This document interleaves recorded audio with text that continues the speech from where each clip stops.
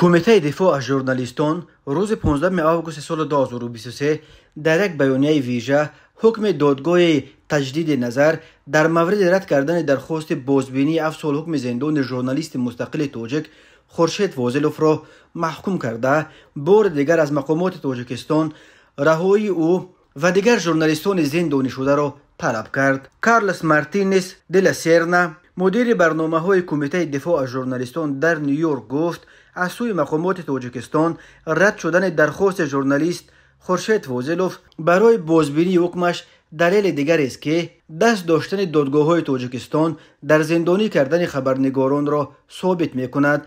در یک سال آخر خورشید فاضلوف علیکی هفتمین ژورنالیست تاجیک است که به سالهای طولانی زندان محکوم می شود. مقامات باید او و همه دیگر نمایندگان زندانی شده مطبوعات را بلافاصله آزاد کنند و ادعاها درباره بدرفتاری نسبت به فاضلوف در بازداشت با مقصد به اعتراف گناه وادار کردن او را باید تفتیش کنند.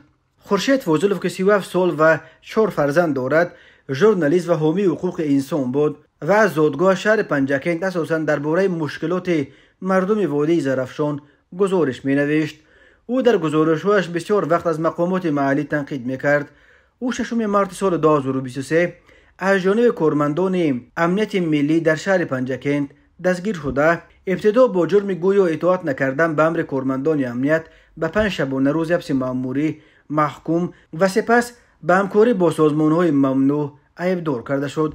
دادگاه پنجکند 26 می سال 2023 در یک جلسه سیار که در داخل بازداشتگاه شهر خوجند پشت درهای بسته گذشت، خورشید فاضلوف را به 7 سال زندان محکوم کرد، ولی یگان شرحی درباره این حکم نداد. دادگاه ولایت سوخت روز 12 ایول درخواست خورشید فاضلوف برای بازبینی حکمش را رد کرد. این خبر تنها 14 آگوست در نشست خبری دادگاه عالی تاجیکستان اعلان شد. نزدیکان خورشید فاضلوف بعدا خبر دادند که او را به همکاری با سامانه اخبار گناهکار دانستند. به گفته نزدیکانش خورشید فاضلوف بعد منع فعالیت اخبار در سال 2020 دیگر همکاری را با این رسانه قطع کرده بود. نزدیکانش همچنین از آن شکایت کردند که او را با مقصد به اعتراف گناه مجبور کردن شکنجه دادند. در یک سال آخر خورشید فاضلوف علیکی 5مین ژورنالیست تاجیک است که با اتهام‌های شبه‌آور همکاری با سازمان‌های ممنوع به پس پنجره کشیده می شود. در تابستان سال 2022